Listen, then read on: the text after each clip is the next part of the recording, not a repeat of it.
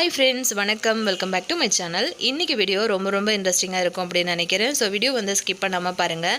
இந்த மாதிரி வெங்காயம் வந்து ரெண்டு பீசஸாக நான் வந்து கட் பண்ணி எடுத்து வச்சுருக்கேன். இப்போ எதுக்கு அப்படின்னு பார்த்தீங்கன்னா, நான் வந்து பிரியாணி பண்ணுறதுக்காக இந்த வெங்காயம் வந்து எடுத்து வச்சுருக்கேன். ஸோ இந்த வெங்காயம் வந்து பிரியாணிக்கு நம்ம ரொம்ப மெல்லிஸாக கட் பண்ணால் தான் நல்லாயிருக்கும். ஸோ கத்தியில் வந்து நம்ம வந்து கட் பண்ணும்போது நமக்கு டைம் ரொம்ப ஆகும். அந்த மாதிரியான விஷயங்களெல்லாம் அவாய்ட் பண்ணுறதுக்காக இந்த மாதிரி நம்ம கேரட் துருவுற தட்டு வந்து வச்சுருப்போம்ல, நல்ல பெரிய சைஸில். இப்போ பஜ்ஜிக்கு வந்து நம்ம சீவோம்ல, அந்த பக்கத்தில் வந்து வச்சுட்டு இந்த மாதிரி நீங்கள் வெங்காயத்தை வந்து கட் பண்ண ஆரம்பிச்சிங்க அப்படின்னா ரொம்ப ஈஸியாக உங்களுக்கு வந்து வேலை முடிஞ்சிரும். அதே மாதிரி பார்த்திங்க அப்படின்னா நல்ல மெல்லிஸாகவே உங்களுக்கு வந்து கிடைக்கும். ஸோ நீங்கள் வந்து கத்தியில் கட் பண்ணிங்கன்னா கூட இந்த மாதிரி மெல்லிஸாக வந்து கட் பண்ணவே முடியாது. நம்ம வந்து கத்தியில் கட் பண்ணும்போது நமக்கு கண்ணெல்லாம் எரியும். ஸோ அந்த மாதிரியான பிரச்சனைகள் எதுவுமே இருக்காது. பாருங்கள் எவ்வளோ மெல்லிஸாக நம்ம வந்து கட் பண்ணி எடுத்துட்டோம். ஆல்ரெடி நான் இந்த கேரட் துருவுற தட்டில் வந்து வெண்டைக்காய் எப்படி வந்து சீவுறது அப்படிங்கிறதும் ஷேர் பண்ணியிருக்கேன். ஸோ நெக்ஸ்ட் டைம் நீங்கள் வந்து இந்த மாதிரி வெங்காயம் அதிகமாக கட் பண்ணுறீங்க அப்படின்னா இந்த மாதிரி வந்து யூஸ் பண்ணிக்கோங்க. இப்போ நம்ம அடுத்த டிப் பார்க்கலாம். ஆல்ரெடி நம்ம சேனலில் இந்த டிப்பு நான் வந்து ஷேர் பண்ணியிருக்கேன். ஸோ இதை வந்து பார்த்துட்டு நிறைய பேர் வந்து நிறைய டவுட் கேட்குறீங்க. அதனால தான் சரி இன்றைக்கி கிளியராக வந்து சொல்லலாம் அப்படின்னு சொல்லிட்டு திரும்பவும் நான் இந்த டிப்ஸை வந்து ஷேர் பண்ணியிருக்கேன். இந்த மாதிரி இயர்ரிங்ஸை வந்து பொறுத்த வரைக்கும் பார்த்திங்கன்னா, நம்ம ரொம்ப வெயிட்டான தோடெல்லாம் வந்து போடும்போது இந்த காது வந்து பார்த்திங்கன்னா ஃபுல்லாகவே இந்த மாதிரி இழுபட்டுட்டு ரொம்ப அசிங்கமாக இருக்கும். ஒரு ஃபங்க்ஷன் அப்படின்னா கூட நமக்கு வந்து கிளம்பும்போது இந்த மாதிரி காது இருக்கிறதுனால கொஞ்சம் கூச்சமாகவே இருக்கும் இல்லையா?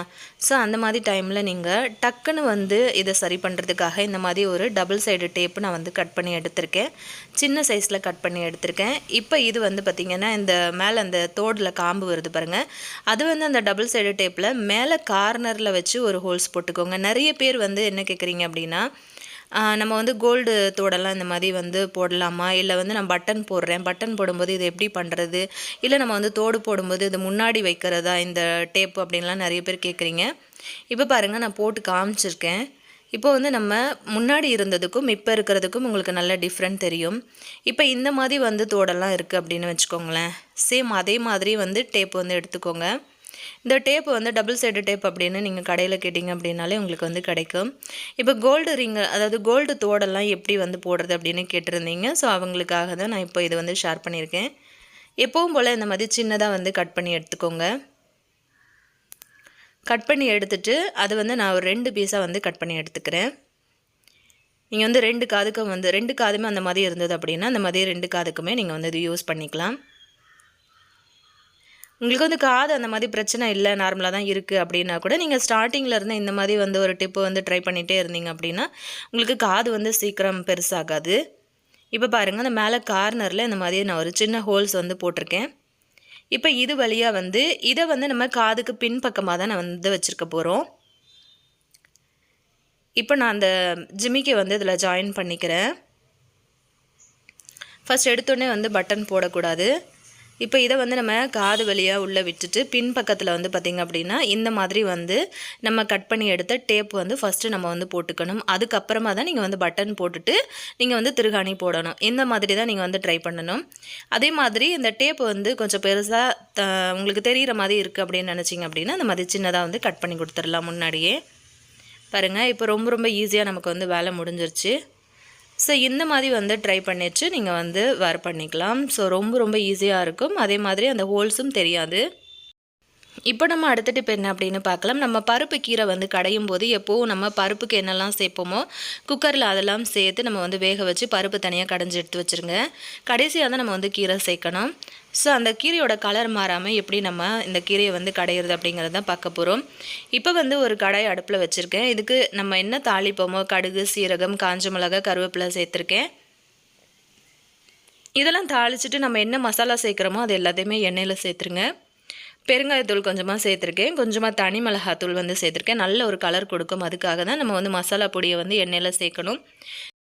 இப்போ கடைஞ்சி எடுத்து வச்சுருக்கிற பருப்பையும் சேர்த்துருங்க. இந்த மாதிரி சேர்த்து கலந்து கொடுத்துட்டு உங்களுக்கு தண்ணி வந்து எக்ஸ்ட்ரா வைக்கணும் அப்படின்னு நினச்சிங்கன்னா கொஞ்சம் தண்ணி வந்து எக்ஸ்ட்ரா சேர்த்துக்கோங்க.